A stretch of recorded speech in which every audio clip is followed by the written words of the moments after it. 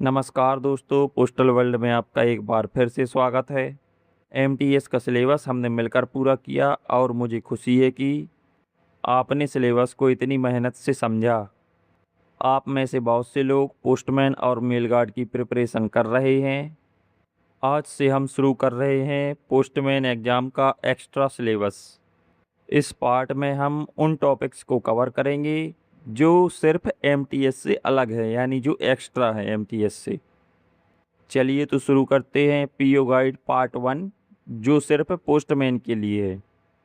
PASA में भी यह आता है वैसे। वितरण यानी डिलीवरी के बारे में हम क्लॉज 35 से लेकर 47 तक पढ़ेंगे। क्लॉज 35 में क्या है? डिलीवरी की परिभाषा। डाक लेख का वितरण पोस्ट ऑफिस एक्ट के तहत प्राप्तकर्ता के घर या कार्यालय पर किया जा सकता है। लेख सीधे प्राप्तकर्ता को दिया जा सकता है या फिर लेख प्राप्तकर्ता के नौकर, एजेंट या अन्य अधिकृत व्यक्तियों को भी दिया जा सकता है जो लेख प्राप्त करने के लिए अधिकृत हों। Clause 36 delivery of registered article यानी पंजीकृत वस्तुओं का वितरण। किसी भी पंजीकृत लेख का वितरण तब तक नहीं किया जाएगा जब तक कि प्राप्तकर्ता स्वयं या उसके द्वारा लिखित रूप में अधिकृत एजेंट इसके लिए निर्धारित प्रपत्र में रसीद पर हस्ताक्षर ना कर दे।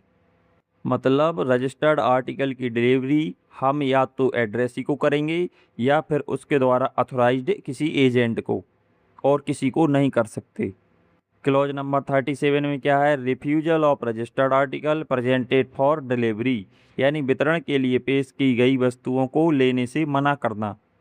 यदि प्राप्तकर्ता पंजीकृत लेख को वितरण के समय लेने से इनकार करता है या पते पर नहीं मिलता है और वह लेख को रोकने के लिए लिखित आवेदन करता है, तो पंजीकृत लेख को अधिकतम 7 दिनों तक डाकघर में रोका जा सकता है। इन 7 दिनों की गणना उस दिन से होगी जब लेख प्राप्तकर्ता को प्रस्तुत किया गया था या अंतिम बार वितरण के लिए भेजा गया था।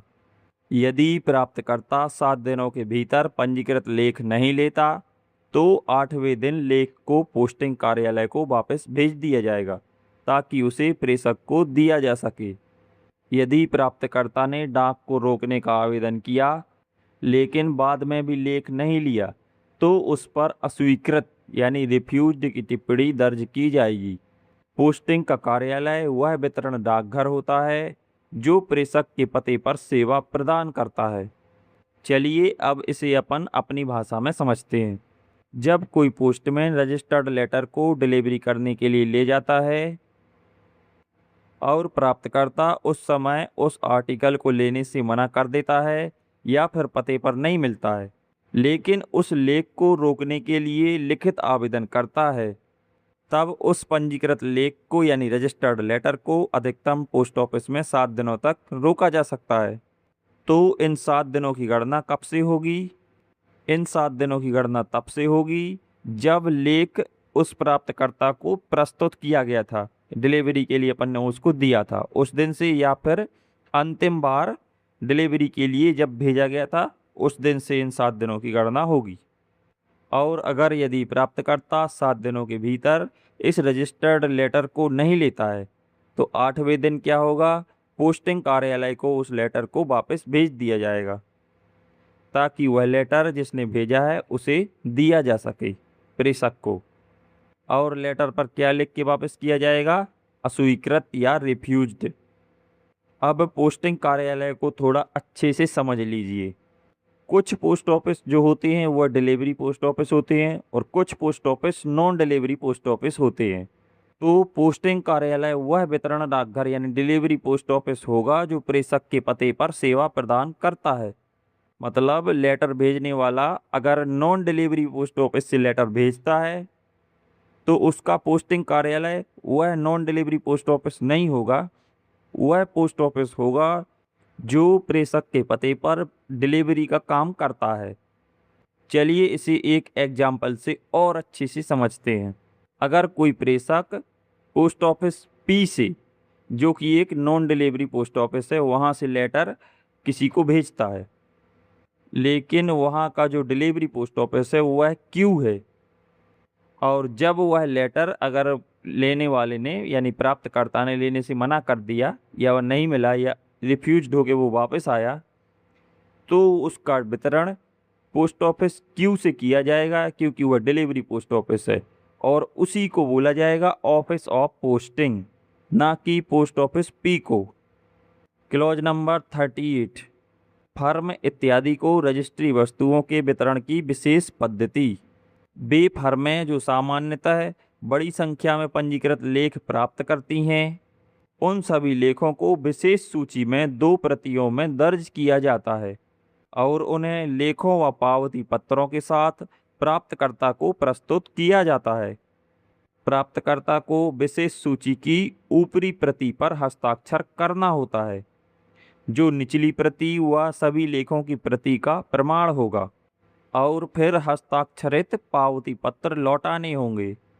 जिन लेखों को विशेष सूची में दर्ज किया जाता है, उनके लिए अलग सूची तैयार नहीं की जाती। जिन लेखों पर कोई शुल्क देय होता है, उन्हें विशेष सूची में दर्ज नहीं किया जाता है।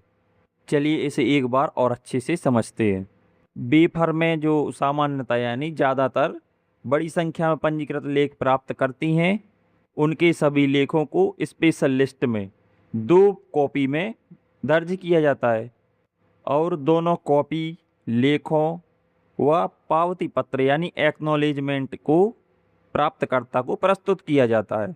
प्राप्तकर्ता को विशेष सूची की यानी जो स्पेशल लिस्ट होती है उसकी ऊपरी प्रति पर हस्ताक्षर करना होता है, और जो रजिस्टर्ड लेटर पर जो एडी लगी हुई है एक्नॉलेजमेंट, उस पर भी हस्ताक्षर करने होते हैं और फिर एडी को वापस ले लिया जाता है, क्योंकि उसे भेजने वाले को वापस भेजनी पड़ती है। और जिन लेखों को विशेष सूची में दर्ज कर लिया जाता है, उनके लिए फिर अलग से दूसरी कोई सूची तैयार नहीं की जाती है, क्योंकि वह पहले से ही दर्ज कर लिए गए हैं। और जिन लेखों पर कोई चार्ज ड्यू होते हैं, तो उन्हें विशेष सूची में दर्ज नहीं किया जाता है। Clause number 39, delivery of registered article addressed to प्रदानशील वुमन, यानी प्रदानशील महिलाओं को पंजीकृत वस्तु का वितरण। जब पंजीकृत या बीमित लेख किसी प्रदानशील यानी घूंघट में रहने वाली महिला को संबोधित किया जाता है, जिसका कोई एजेंट नहीं होता, तो उस महिला के हस्ताक्षर या यदि वह अनपढ़ है तो अंगूठे के निशान को एक सम्मानित गवाह द्वारा प्रमाणित करवाना आवश्यक है, जिसे पोस्टमैन पहले से जानता हो। इसके बाद लेख का वितरण उस गवाह को किया जाएगा, ना कि प्रदानशील वुमन को। प्रदानशील वुमन वाला हर बार क्वेश्चन आता है। क्लॉज नंबर 40, पत्र या पार्सल डाक के क्षतिग्रस्त पंजीकृत लेखों का वितरण। जब पंजीकृत पत्र या पार्सल वितरण कार्यालय में क्षतिग्रस्त स्थिति में प्राप्त होता है, तो उस कार्यालय का पोस्टमास्टर प्राप्तकर्ता को डाकघर में उपस्थित होने के लिए एक नोटिस भेजेगा। डाकघर में उपस्थित होने की समय सीमा 7 दिन होगी किनके लिए? अंतर्देशीय लेख यानी इनलैंड आर्टिकल के लिए। 15 दिन होगी विदेशी लेख, जिसे बोलते हैं फॉरेन आर्टिकल। प्राप्तकर्ता को लेख का वितरण स्वयं या एजेंट के माध्यम से लेना होगा। वितरण से पहले यह नोटिस डाकघर में प्रस्तुत करना आवश्यक है। कौन सा नोटिस? जो पोस्टमास्टर ने भेजा था। यदि लेख एजेंट द्वारा प्राप्त किया जाता है, तो प्राप्तकर्ता को अपनी हिरासत से छोड़ने से पहले फॉर्म पर एजेंट का नाम दर्ज करना होगा। क्लॉज नंबर 41, पार्सल का वितरण और डाकघर में रोकने की अवधि। 10 किलोग्राम तक का पार्सल वीपी और पोस्ट रेस्टांटे को छोड़कर वितरण के लिए केवल एक बार जारी किया जाएगा। यदि प्रथम प्रस्तुति पर वितरण नहीं हो पाता, तो पार्सल को वापस डाकघर लाया जाएगा और दोबारा वितरण के लिए जारी नहीं किया जाएगा। अगले वितरण में डाकिये द्वारा आगमन की सूचना प्राप्तकर्ता को दी जाएगी, ताकि वह स्वयं या एजेंट के माध्यम से पार्सल प्राप्त कर सके। 10 किलोग्राम से ऊपर के पार्सल इसे डाकिये द्वारा वितरण के लिए जारी नहीं किया जाएगा और इसका वितरण केवल डाकघर की खिड़की पर किया जाएगा। प्राप्तकर्ता को डाकिये द्वारा सूचना दी जाएगी, ताकि वह स्वयं या एजेंट के माध्यम से डाकघर खिड़की पर पार्सल प्राप्त कर सके। यदि प्राप्तकर्ता नोटिस की प्रस्तुति के 7 दिनों के भीतर पार्सल नहीं लेता है तो पार्सल को लावारिस यानी अनक्लेम्ड माना जाएगा और फिर इसे प्रेषक को वापस भेज दिया जाएगा।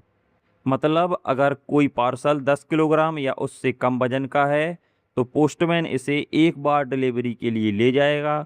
अगर पहली बार में डिलीवरी नहीं हो पाती है तो फिर उसे दोबारा वितरण के लिए जारी नहीं किया जाएगा। अगले वितरण में पोस्टमैन क्या करेगा, आगमन की सूचना प्राप्तकर्ता को दे देगा ताकि वह स्वयं या फिर एजेंट के माध्यम से पार्सल प्राप्त कर सके। और अगर 10 किलोग्राम के ऊपर का पार्सल है तो इसकी सूचना डाकिये द्वारा प्राप्तकर्ता को दी जाएगी ताकि वह स्वयं या एजेंट के माध्यम से डाकघर की खिड़की पर पार्सल को प्राप्त कर सके। और अगर प्राप्तकर्ता नोटिस की प्रस्तुति से 7 दिनों के भीतर पार्सल नहीं लेता है तो उसे अनक्लेम्ड माना जाएगा।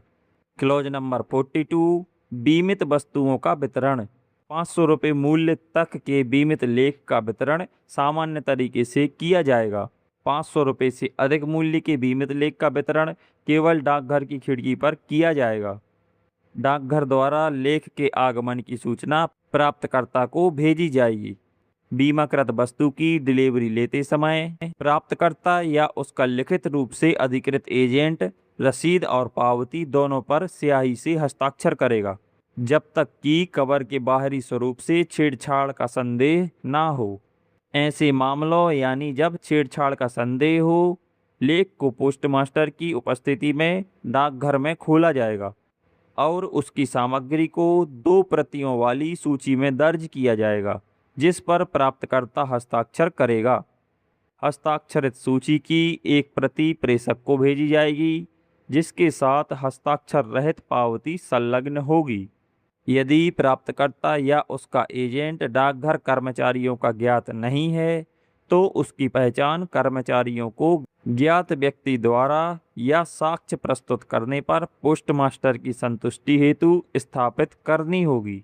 अगर कोई इंश्योर्ड आर्टिकल 500 रुपये तक का है तो उसको तो नॉर्मल डिलीवरी कर दी जाएगी जैसे कि डिलीवरी करते हैं, और अगर 500 रुपये से अधिक है तो उसे केवल पोस्ट ऑफिस की खिड़की से ही दिया जाएगा।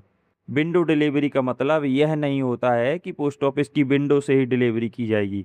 इसका मतलब यह होता है कि प्राप्तकर्ता को पोस्ट ऑफिस बुलाया जाएगा और फिर वहां उसको उस आर्टिकल की डिलीवरी दी जाएगी।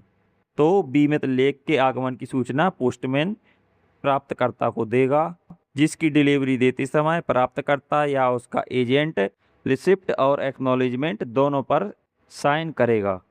यह प्रक्रिया तब यूज की जाएगी जब बीमित लेख के कवर के बाहरी स्वरूप से छेड़छाड़ का संदेह ना हो। लेकिन अगर छेड़छाड़ का संदेह है फिर क्या होगा? पोस्टमास्टर पोस्टमैन द्वारा प्राप्तकर्ता को एक सूचना पत्र भेजेगा जिसके बाद प्राप्तकर्ता पोस्ट ऑफिस आएगा और फिर उस लेख को पोस्टमास्टर की उपस्थिति में डाकघर में खोला जाएगा। उस लेटर में जो जो सामग्री निकली होगी उसकी 2 कॉपी में लिस्ट बनाई जाएगी जिस पर प्राप्तकर्ता साइन करेगा। अब जो इंश्योर्ड आर्टिकल के साथ एडी लगी हुई थी उसे बिना साइन के ही हस्ताक्षरित सूची के साथ प्रेषक को भेजी जाएगी। यदि प्राप्तकर्ता या उसका एजेंट डाकघर कर्मचारी को ज्ञात नहीं है तो उसकी पहचान कर्मचारियों को ज्ञात व्यक्ति द्वारा या साक्ष्य प्रस्तुत कर पोस्टमास्टर की संतुष्टि हेतु स्थापित करनी होगी। मतलब अगर डाकघर के कर्मचारी प्राप्तकर्ता या उसके एजेंट को नहीं जानते हैं तो फिर प्राप्तकर्ता ऐसे व्यक्ति द्वारा अपनी पहचान को सत्यापित करवाएगा जिसे पोस्ट ऑफिस के कर्मचारी जानते हों, या फिर पोस्टमास्टर की संतुष्टि के लिए कोई एविडेंस प्रस्तुत करेगा। अब कुछ नोट्स हैं, चलिए उनको देखते हैं। नोट नंबर 1 में क्या है? जब वितरण के लिए जारी बीमित लेख प्राप्तकर्ता द्वारा स्वीकार नहीं किया जाता तो उसे दूसरी बार वितरण के लिए नहीं भेजा जाएगा। प्राप्तकर्ता को सूचना भेजी जाएगी और लेख का वितरण सूचना प्रस्तुत करने तथा रसीद व एडी पर हस्ताक्षर करने के बाद ही किया जाएगा। यदि प्राप्तकर्ता निर्धारित समय में लेख नहीं लेता तो उसे रिफ्यूज्ड मानकर प्रेषक को लौटा दिया जाएगा। वैसे यहाँ अनक्लेम्ड मानकर भी प्रेषक को लौटाया जा सकता था, सेकेंड नोट है, जब प्राप्तकर्ता या उसका एजेंट हस्ताक्षरित रसीद प्लस एडी को सूचना के साथ प्रस्तुत करता है तो वह वितरण सहायक की उपस्थिति में सूचना पर हस्ताक्षर करेगा और वितरण लेने पर सूचना को डाकघर को सौंप देगा। इसका मतलब है कि सूचना प्राप्त होने पर प्राप्तकर्ता या उसका एजेंट डिलीवरी स्लिप पर और एडी पर साइन करेगा और सूचना यानी इंटीमेशन पर भी डिलीवरी पीए यानी कि वितरण सहायक की उपस्थिति में साइन करेगा और डिलीवरी लेने पर जो इंटीमेशन है वह पोस्ट ऑफिस को सौंप देगा। क्लॉज नंबर 43 क्या है? Delivery of BP article, BP लेखों का वितरण। वैसे अब बीपी आर्टिकल का नया नाम क्या है? COD retail article. जहाँ भी हम बीपी आर्टिकल पढ़ेंगे उसको आपको समझना है सीओडी रिटेल आर्टिकल। यदि मूल्यदेय लेख पर वसूली की जाने वाली राशि 100 रुपये से अधिक है तो गंतव्य कार्यालय द्वारा उसके आगमन की सूचना प्राप्तकर्ता को भेजी जाएगी। मतलब अगर सीओडी रिटेल आर्टिकल पर 100 रुपये से अधिक मूल्य की राशि वसूल की जानी है तो डिलीवरी पोस्ट ऑफिस जो है वह उस आर्टिकल के आगमन की सूचना प्राप्तकर्ता को भेजेगा। ऐसी वस्तु को प्रपत्र या सूचना के पीछे रसीद पर दर्ज राशि का नकद भुगतान करने तथा सूचना के पीछे की राशि को विधिवत हस्ताक्षरित करके डाकघर में प्रस्तुत करने पर वितरित किया जाएगा। यदि राशि 100 रुपये से अधिक नहीं है तो लेख प्राप्तकर्ता या उसके लिखित रूप से अधिकृत एजेंट को उसके निवास पर डाकिया द्वारा वितरित किया जाएगा, बशर्ते राशि का भुगतान कर दिया जाए और सूचना के पीछे रसीद पर हस्ताक्षर कर दिए जाएं। मतलब अगर सीओडी रिटेल आर्टिकल की राशि 100 रुपये से कम है तो पोस्टमैन डायरेक्ट घर जा कर के या तो प्राप्तकर्ता या उसके द्वारा अधिकृत किसी एजेंट को वह आर्टिकल वितरित कर देगा, बशर्ते कि उसने सूचना के पीछे जो रसीद लगी है उस पर और डिलीवरी स्लिप पर साइन कर दिए हों। बीपी आर्टिकल में 100 रुपये तक की लिमिट किसके लिए? पोस्टमैन के लिए। लेकिन यदि राशि 25 रुपये से अधिक है और वितरण ग्राम डाकिया या विभाग के अंतर्गत वितरण एजेंट द्वारा किया जाना है तो लेख की डिलीवरी के लिए डिलीवरी पोस्ट ऑफिस उसके आगमन की सूचना प्राप्तकर्ता को भेजेगा। फिर प्राप्तकर्ता उस सूचना को लेकर पोस्ट ऑफिस आएगा और लेख पर दर्ज राशि का भुगतान करेगा। इसके बाद प्राप्तकर्ता या उसका एजेंट सूचना पर और डिलीवरी स्लिप पर साइन करेगा। इसके बाद ही पोस्ट ऑफिस उस लेख को प्राप्तकर्ता या उसके एजेंट को सौंप देगा। यदि राशि 20 रुपये से कम नहीं है, मतलब 20 रुपये से ज़्यादा है और लेख डाकघर के काउंटर पर वितरित किया जाता है तो भुगतान नकद या चेक द्वारा किया जा सकता है। क्लॉज नंबर 44 सीमा शुल्क देय वस्तुओं का वितरण। यदि किसी लेख पर वसूली जाने वाली सीमा शुल्क 50 रुपये से अधिक है तो लेख सामान्यतः डाकघर की खिड़की पर वितरित किया जाएगा। प्रेसिडेंसी तथा प्रथम श्रेणी के डाकघरों के लिए यह सीमा 100 रुपये है। ऐसे सीमा शुल्क का भुगतान नकद या चेक द्वारा किया जा सकता है। क्लॉज नंबर 45 डिलीवरी फी यानी वितरण शुल्क। विदेशों से प्राप्त छोटे पैकेट यानी स्मॉल पैकेट के वितरण के समय वितरण शुल्क लिया जाता है। Clause number 46 non delivery town post office में अधिक मूल्यों के लेखों की वितरण व्यवस्था। जनता की सुविधा के लिए जिन्हें अति मूल्यवान बीमा और मूल्यदेय लेखों को वितरित करने के लिए डाकघर में बुलाना पड़ता है, जिन्हें हमने अभी क्लॉज नंबर 42 और क्लॉज नंबर 43 में पढ़ा है। ऐसे लेखों की डिलीवरी के लिए डाकघर अधीक्षकों को यह अधिकार दिया गया है कि वे गैर वितरण नगर डाकघरों को ऐसे लेखों का वितरण करने का अधिकार दे सकते हैं, चाहे वे सामान्यतः वितरण का काम ना भी करते हों। मतलब जनता की सुविधा के लिए अगर बहुत मूल्यवान इंश्योर्ड आर्टिकल या फिर वीपी आर्टिकल है और उनकी डिलीवरी के लिए प्राप्तकर्ता को डाकघर में बुलाना पड़ता है तो जो सुपरिटेंडेंट ऑफ पोस्ट ऑफिसेस हैं उनको ऑथोराइज किया गया है कि वे non delivery town post office को भी ऐसे आर्टिकलों की विंडो डिलीवरी करने का अधिकार दे सकते हैं। क्लॉज नंबर 47, मनी ऑर्डर का भुगतान। मनी ऑर्डर का भुगतान सामान्यतः अदाता के पते पर किया जाता है, मतलब पेई के एड्रेस पर किया जाता है। प्रेषक ने यदि फॉर्म पर संकेत दिया हो तो भुगतान स्वयं अदाता यानी पेई को किया जाएगा।